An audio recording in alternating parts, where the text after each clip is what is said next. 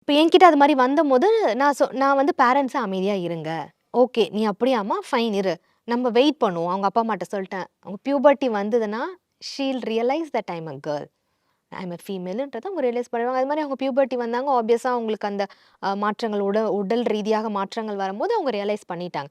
So இது வந்து நம்ப அ டைம் குடுத்து தான் நம்ம பேசணும். உடனே வந்து இல்ல நீ கிடையாது. நீ நீ வந்துட்டு ஒரு பெண் தான். நீ அப்படிலாம் கிடையாது பேசினா நம்ம ஒண்ணுமே பண்ண அந்த குழந்தை இன்னும் நெறைய மாற்றங்கள் செஞ்சு போயிட்டே இருக்கும். சார் பேர மாத்திட்டு என்ன don't call me like this.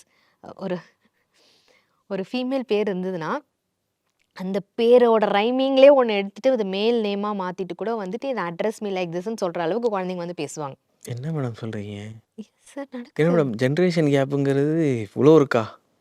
இந்த போன ஜெனரேஷனுக்கும், இந்த ஜெனரேஷனுக்கும். இருக்கு சார். அதனால தான் education is very mandatory right? இத பத்தி நம்ம பேசி தான் ஆகணும். ஓகே. இப்ப நான் பேச போறதும் அது மாதிரி தான்.